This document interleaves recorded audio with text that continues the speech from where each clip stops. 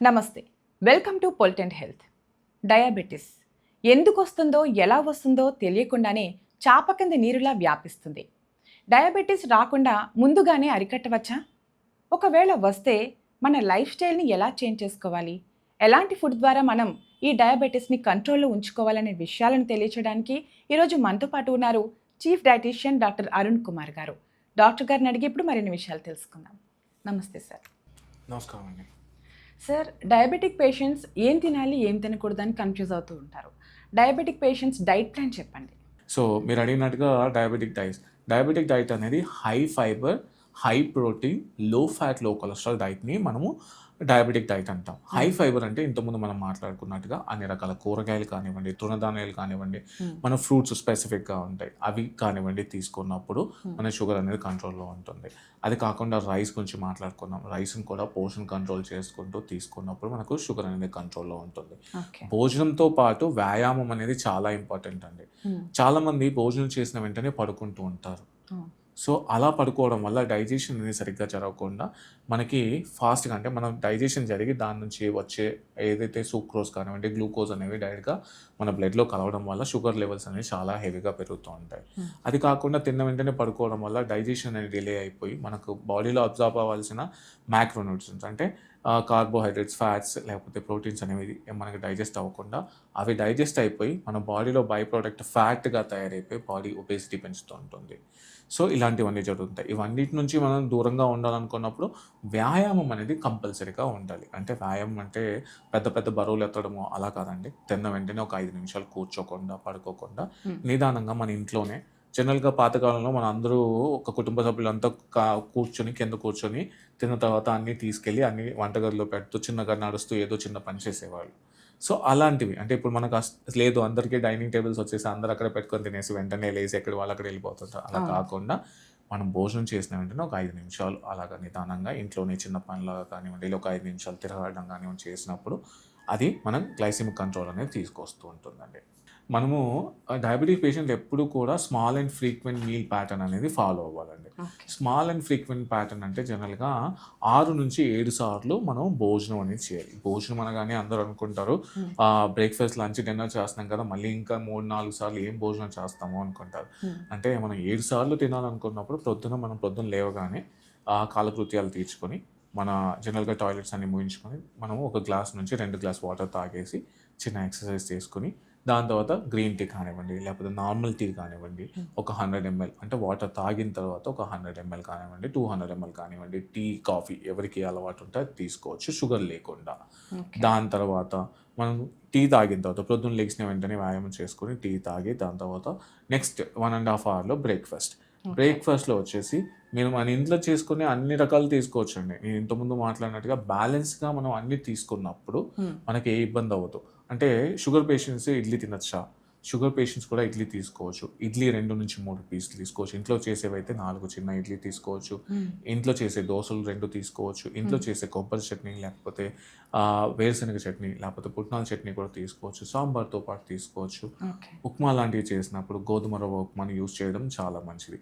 మనం పిండిగా కాకుండా రవ్వ రూపంలో గోధుమలు, జొన్నలు ఇలాంటివి యూజ్ చేస్తే దాంతో సంబంధించిన ఉప్మా కానివ్వండి లేకపోతే కిచిడి కానివ్వండి చేసుకున్నప్పుడు ఏ ఇబ్బంది అవ్వదండి. దాని తర్వాత నెక్స్ట్ మళ్ళీ 2 గంటలకి ఇంతకుముందు మనం మాట్లాడినట్టుగా 6 to 7 times, దాన్నే small and frequent meal pattern అంటారు. బ్రేక్ఫాస్ట్ చేసిన తర్వాత మార్నింగ్ అంటారు. మార్నింగ్ అంటే మనం బ్రేక్ఫాస్ట్ 8 నుంచి 9 గంటల మధ్యలో చేసినప్పుడు మన చేయాల్సిన పనులన్నీ చేస్తూ ఉన్నప్పుడు అంటే కొంచెంగా తిన్నప్పుడు మన బాడీ అనేది తిన్న దాన్ని డైజెషన్ చేసుకొని మళ్ళీ ఆకలి అవ్వడం అనేది స్టార్ట్ అవుతుంది. నెక్స్ట్ 11 గంటల టైంలో మనం భోజనం చేయకుండా మజ్జిగ కానివ్వండి లేకపోతే సూప్ కానివ్వండి, చిన్న స్నాక్స్ లాంటివి అంటే హెల్తీ స్నాక్స్, సుండల్ లాంటివి కానివ్వండి ఇలాంటివి తీసుకొని దాని తర్వాత 11 గంటలకు మనము స్నాక్ తీసుకున్నప్పుడు 12:30 నుంచి 2 గంటల మధ్యలో భోజనం చేయాలి. భోజనంలో మళ్ళీ ఒక చిన్న కప్పు రైస్ కానివ్వండి లేకపోతే గోధుమ రైసో లేకపోతే జొన్న రైసో, ఇది డయాబెటిక్గా మాట్లాడుకుంటున్నాం కాబట్టి గోధుమ రైసు, జొన్న రైసు, లేదంటే ఒక చిన్న కప్పు నార్మల్ వైట్ రైస్ తీసుకొని దానికి తగ్గట్టుగా ఒక కూరగాయలు, పప్పు, దాని తర్వాత సాంబార్ కానివ్వండి, పెరుగు కానివ్వండి, సలాడ్ కానివ్వండి తీసుకున్నప్పుడు అది ప్రాపర్గా భోజనం అవుతుంది. సో దాని తర్వాత మళ్ళీ 2 గంటలకి అంటే మనం 2 గంటలకు భోజనం చేస్తున్నప్పుడు 4 గంటలకి మళ్ళీ టీ కానీ అంటే జనరల్గా అందరూ ప్రొఫెషనల్స్ అనుకోండి, టీ కాఫీ తీసుకుంటూ దాంతో స్నాక్స్ తీసుకుంటారు. అవును. అలా తీసుకోవడం కానివ్వండి చేస్తూ ఉంటారు. స్నాక్స్ టైంలో మళ్ళీ హెల్తీగా ఇంతకుముందు మాట్లాడుకున్నప్పుడుగా ఒక చిన్న కప్ అంటే ఒక 100 గ్రామ్స్, ఒక చిన్న కప్ అండి, దాన్ని 100 గ్రామ్స్ అంటే చిన్న కప్ అంటారు. ఆ 100 గ్రామ్స్ మురుమురాలు కానివ్వండి, లేకపోతే ఒక కప్పు సలాడ్ కానివ్వండి, ఫ్రూట్స్ విషయానికి వచ్చినప్పుడు డయాబెటీస్ వాళ్ళు ఎలాంటి ఫ్రూట్స్ తీసుకోవాలంటే యాపిల్ తీసుకోవచ్చండి, పపాయ తీసుకోవచ్చు, దాని తర్వాత గోవా అంటే జామకాయ తీసుకోవచ్చు, తరబూజు తీసుకోవచ్చు, పియర్స్ తీసుకోవచ్చు. ఓకే. సో ఇలాంటివి మనము ఒక 50 నుంచి 100 గ్రాములు రోజులో ఒక పూట అన్ని రకాల, అంటే నేను ఇప్పుడు 5 నుంచి 6 రకాల పండ్ల గురించి మాట్లాడుకున్నాను. అలా రోజుకు ఒక పండు రకంని 50 నుంచి 75 అంటే లేదా 100 గ్రాముల మధ్యలో తీసుకున్నప్పుడు ఓకే. ఏమి ఇబ్బంది జరగదండి. మళ్ళీ 4 గంటలకి ఫ్రూట్ కానివ్వండి, టీ కానివ్వండి, లేకపోతే బిస్కెట్స్ తీసుకుంటున్నారు. ఇప్పుడు హై ఫైబర్ బిస్కెట్స్ అని వచ్చాయి. సో హై ఫైబర్ బిస్కెట్స్ తీసుకోవడం కానివ్వండి, లేకపోతే రాగి మాల్ట్ తీసుకోవడం కానివ్వండి చేయొచ్చు.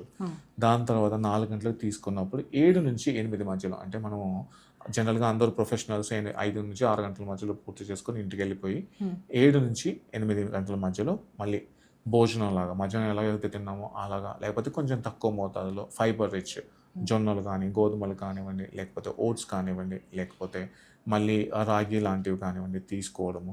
అది చేసేసి నైటు అంటే దాని తర్వాత మళ్ళీ 2 గంటల గ్యాప్లో, అంటే మనం భోజనం చేసిన తర్వాత గంటన్నర తర్వాత పడుకోవాలండి. ఓకే. దానికంటే పడుకునేకి ఒక అరగంట ముందు గ్లాస్ మజ్జిగ కానివ్వండి, పాలు కానివ్వండి, ఫ్రూట్ కానివ్వండి తీసుకోవాలి. అంటే ఇప్పుడు చెప్పింది మీకు ప్యాటర్న్ 6 నుంచి 7 టైమ్స్ ఫ్రీక్వెంట్ మీల్స్ అంటారు దాన్ని. ఎప్పుడు కూడా డయాబెటిక్ పేషెంట్స్ అనేవాళ్ళు కడుపు నిండగా భోజనం చేయకూడదండి. ఒక 2 ముద్దలు వెల్తీగా తీసుకున్నప్పుడు మనం తీసుకున్న భోజనం అనేది సరిగ్గా డైజెషన్ అయ్యి మన ఒంటికి పట్టడం అనేది జరుగుతుంది. ఓకే. సో ఇటువంటి మీల్ ప్యాటర్న్ చేసినప్పుడు షుగర్ పేషెంట్స్కి ఇబ్బంది జరగకుండా ఉంటుందండి. అండ్ డయాబెటిక్ అనగానే ఫస్ట్ మనకు అందరూ అనుకునేది ఓన్లీ తీపి తినడం వల్ల మనకి ఇబ్బంది జరిగి వచ్చే వ్యాధి డయాబెటీస్, అంటే మధుమేహం అని అనుకుంటారు. కానీ అంటే మీరు అడిగినట్టుగా ఇప్పుడు నేను డైట్ ప్లాన్ గురించి చెప్పాలనుకున్నప్పుడు డయాబెటీస్ అనేది చాలా వాటి వల్ల వస్తుందండి. ఫస్ట్ అందరూ అనుకునేది ఏంటంటే ఓన్లీ మనం భోజనం ఎక్కువగా తీసుకోవడం వల్ల, లేదంటే చక్కెర ఎక్కువగా తినడం వల్ల, అసలు పని చేయకపోవడం వల్ల వచ్చే వ్యాధిని డయాబెటీస్ అంటారు.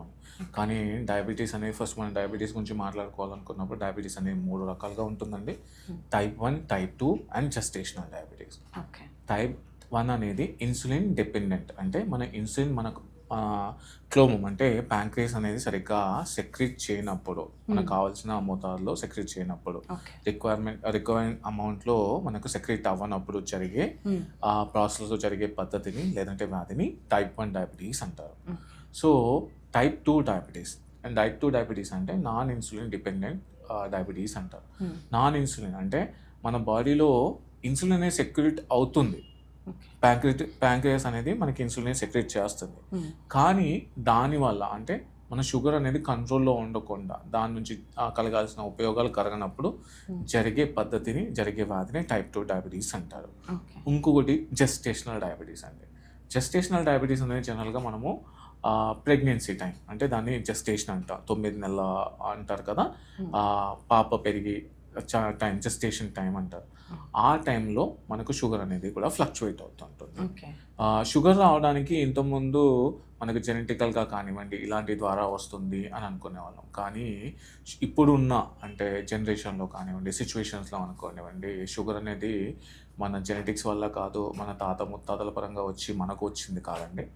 Stress, life style modification, food habits, ఇవన్నిటి వల్ల నిద్ర లేకపోవడము, అంటే మన ఫిజికల్ యాక్టివిటీ తక్కువ ఉండడము, ఉపాయకాయం అంటే ఒబేసిటీ, వీటి వల్ల డయాబెటీస్ అనేది వస్తుంది. సో మీరు అడిగినట్టుగా డయాబెటీస్ వాళ్ళు ఏం తీసుకోవచ్చు, ఏం తీసుకోకూడదు. ఫస్ట్ ఆఫ్ ఆల్ అండి, డయాబెటీస్ వాళ్ళు ఫస్ట్ థింగ్ తీసుకోకూడనివి షుగర్ కానివ్వండి, లేకపోతే ఎక్కువగా కార్బోహైడ్రేట్ రిచ్ ఫుడ్స్ కానివ్వండి. కార్బోహైడ్రేట్ రిచ్ అనే అందరూ అనుకునేది ఓన్లీ రైస్ అని. రైస్లో మట్టుకే కార్బోహైడ్రేట్స్ ఉండవండి. మనం తినే చపాతీ కూడా కార్బోహైడ్రేట్సే. కాకపోతే అందరూ అనుకునే చపాతీ తింటే కార్బోహైడ్రేట్స్ కాకుండా ఫైబర్ వస్తుంది, దానివల్ల షుగర్ తగ్గిపోతుంది అని. అవును. కానీ పిండి చేసినప్పుడు దాంట్లో ఉండాల్సిన ఫైబర్ అనేది తగ్గిపోయి అది కూడా పిండి నార్మల్ కార్బోహైడ్రేట్గా తయారవుతుంది. సో కాబట్టి మనము షుగర్ తగ్గించుకోవడానికి తీసుకోవాల్సిన మెయిన్గా తృణధాన్యాలు అంటారు. ఇప్పుడు మనం మిల్లెట్స్ గురించి అందరు ఎక్కువగా మాట్లాడుకుంటున్నారు. సో మిల్లెట్స్ అనేవి మనకి హై ఫైబర్ అండి, అది లో గ్లైసిమిక్ ఇండెక్స్ అంటారు. అంటే మనకు తినే ఆహార పదార్థాల్లో షుగర్ అంటే దాని క్వాంటిటీని తగ్గించి ఉండేదాన్ని లో గ్లైసిమిక్ అంటే తక్కువగా గ్లైసిమిక్ ఇండెక్స్ అంటే గ్లూకోజ్ లెవెల్స్ అనేవి తక్కువగా ఉండేదాన్ని గ్లైసిమిక్ ఇండెక్స్ అంటారు. అవి తృణధాన్యాలు అంటే జొన్నలు కానివ్వండి, గోధుమలు కానివ్వండి, కొర్రలు కానివ్వండి, లేకపోతే రాగులు కానివ్వండి, వీటన్నిటిలో కూడా అవి చాలా తక్కువగా ఉంటాయి. అది కాకుండా అన్ని రకాల కూరగాయలు అంటే కూరగాయలు అన్ని రకాలు అన్నప్పుడు దాంట్లో దుంపలు కూడా వస్తాయండి. దుంపల్లో కూడా మనకు కార్బోహైడ్రేట్స్ ఉంటాయి, కానీ దాన్ని మితంగా తీసుకున్నప్పుడు దాని గురించి మళ్ళీ మాట్లాడుకుంటాము. కానీ వాటిని కూడా ఇంక్లూడ్ చేసుకొని తీసుకోవాలి. అన్ని రకాల ఆహార పదార్థాలు తీసుకున్నప్పుడు సమతుల్యంగా అంటే బ్యాలెన్స్గా తీసుకున్నప్పుడు మన షుగర్ అనేది కంట్రోల్లో ఉంటుందండి. అంటే వైట్ రైస్ తీసుకోవద్దు అని అంటున్నారు, అంటే ఏ రైస్ తీసుకుంటే బెటర్? జనరల్గా వైట్ రైస్ తీసుకోవద్దు అంటారు, కానీ ఏంటంటే మన సౌత్ ఇండియన్స్ జనరల్గా రైస్ తీసుకోకుండా ఉండలేరండి జనరల్ కూడా. So our staple food only white rice. దాన్ని మనం మితంగా అంటే పోర్షన్ కంట్రోల్ అంటారు, దాన్ని తీసుకుంటూ దానికి తగ్గట్టుగా ఫిజికల్ యాక్టివిటీ చేసినప్పుడు రైస్ తీసుకున్నా కూడా మన బాడీలో ఎఫెక్ట్ అనేది అవ్వదు. మనము అంటే కుక్డ్ రైస్ అంటే మనము వండిన అన్నము 50 నుంచి 75 గ్రాములు అంటే ఒక కటోరీ అంటారు, ఒక చిన్న బౌల్. మనం హోటల్కి వెళ్ళినప్పుడు మనకు ఒక బౌల్ సర్వ్ చేస్తారు, దాంట్లో 4వ వంతు రైస్ తీసుకున్నప్పుడు మనకి ఏమి ఇబ్బంది అవ్వదండి. కానీ దానికంటే ఎక్కువగా అంటే డయాబెటీస్ ఎక్కువగా ఉన్నప్పుడు దానికంటే ఎక్కువగా తీసుకున్నప్పుడు మనకి షుగర్ అనేది ఎక్కువ ఎఫెక్ట్ అవుతూ ఉంటుంది. రైస్ కన్నా కర్రీ ఎక్కువ తీసుకోమంటారు. అవునండి, అంటే మనము రైస్ క్వాంటిటీ ఎంత ఉంటుందో దానికి 10 కూరగాయలు ఉండాలి. అంటే మనం జనరల్గా మన సౌత్ ఇండియన్ ఫుడ్ అంటే ఒక అన్నము, దానికి తోడు పప్పు, కూరగాయలు, రసము, చారు, దాని తర్వాత సలాడ్, ఇలా అన్ని కలిపితేనే మన పర్మనెంట్గా భోజనం అంటామండి. అలా తీసుకున్నప్పుడు ఏమవుదండి. కానీ ఇప్పుడున్న జనరేషన్ అంటే ఇప్పుడున్న సిచ్యువేషన్స్ ప్రకారం అందరూ కూడా అన్నం వేసుకొని పప్పు వేసుకొని కలుపుకొని వెళ్ళిపోవడం, లేకపోతే అన్నం వేసుకొని పెరుగు వేసుకొని కలుపుకొని వెళ్ళిపోవడం, ఎంత తొందరగా వీలైతే తినే పద్ధతులను యూజ్ చేయడం అనేది మనకు జరుగుతుంది. అలాంటివి చేసినప్పుడు మనం ఓన్లీ కార్బోహైడ్రేట్స్ మాత్రమే తీసుకుంటున్నాం. అలాంటప్పుడు షుగర్ అనేది కంట్రోల్లో ఉండదండి. సో అలా చేయకుండా మనము అన్నం తీసుకునే క్వాంటిటీకి 6 నుంచి 10 అంటే కూరగాయలు, పప్పు, రసము, పెరుగు అన్నీ కలిపి తీసుకున్నప్పుడు అన్ని రకాల వైటమిన్స్, మినరల్స్తో పాటుగా కార్బోహైడ్రేట్స్ అనేవి కూడా కంట్రోల్లో ఉంటూ మనకు బ్యాలెన్స్ చేసినప్పుడు షుగర్ అనేది కంట్రోల్లో ఉంటుందండి. ఓకే సార్, ఎంప్టీ స్టమక్లో కాకరకాయ జ్యూస్ తాగితే షుగర్ తగ్గుతుంది అని అంటారు, నిజమేనా సార్? సార్ అంటే జనరల్గా ఎంప్టీ స్టమక్లో కాకరకాయ జ్యూస్ అంటే కాకరకాయ అనేది చేదండి. కాకరకాయ అనేది చేదు, దాంట్లో యాంటీ ఇన్ఫ్లమేటరీ, యాంటీ ఆక్సిడెంట్స్ ఎక్కువగా ఉంటాయి, దానిలో కార్బోహైడ్రేట్స్ రావు. సో దానివల్ల తగ్గుతుంది అనుకుంటారు. ఇప్పుడు మీరు కాకరకాయ జ్యూస్ తాగేయడం మానేయగానే మళ్ళీ ఏ షుగర్ అనేది వచ్చేస్తుంది అని అర్థం దానికి. సో అలాంటి వాటి వల్ల షుగర్ కంట్రోల్లోకి వస్తుంది, కానీ అది మానేయగానే మళ్ళీ తిరగ రావడం అనేది కూడా స్టార్ట్ అవుతుంది. మనం ఎప్పుడైనా కూడా కాకరకాయ కానివ్వండి, మీరు కాకరకాయ గురించి చెప్పారు, నేను అది కాకుండా ఇంకా వేరే 2-3 ఆహార పదార్థాల గురించి చెప్తాను. కాకరకాయ అంటారు, లేదంటే వేపాకు జ్యూస్ అంటారు, లేకపోతే క్యారెట్ జ్యూస్ అంటారు, లేకపోతే ఆకుకూరల్ని జ్యూస్గా చేసుకొని తాగడం అంటారు. ఇప్పుడు మనం ఏదైనా కూడా జ్యూస్గా చేసినప్పుడు దాంట్లో ఉండే పీచు పదార్థం, దాంట్లో ఉండే మినరల్స్ అనేవి వెళ్ళిపోయి దాంట్లో మనకి ఫ్రక్టోస్ అంటే ఇప్పుడు పండ్లను జ్యూస్గా చేసినప్పుడు దాంట్లో పీచు పదార్థం వెళ్ళిపోయి ఫ్రక్టోస్గా తయారవుతుంది. అదేవిధంగా కూరగాయలని కూడా మనం జ్యూస్ లాగా చేసినప్పుడు దాంట్లో ఉన్న మినరల్స్ అన్నీ వెళ్ళిపోయి అదొక జ్యూస్ అంటే అదొక నార్మల్ ఎలక్ట్రోలైట్స్ వాటర్ లాగా తయారైపోతుంది. అలా కాకుండా ఇప్పుడు కాకరకాయని కూరలాగా చేసుకోవడం కానివ్వండి, ఇలా చేసినప్పుడు దాని నుంచి రావాల్సిన మినరల్స్ అన్నీ వచ్చి మనకు ఉపయోగపడుతుందండి. అది కానీ అదే రకంగా మన అదే తదేకంగా కాకరకాయ జ్యూస్ తీసుకున్నప్పుడు మనకు డైజెస్టివ్ సిస్టమ్కి సంబంధించిన రిలేటెడ్ ఇష్యూస్ కూడా వస్తూ ఉంటాయి.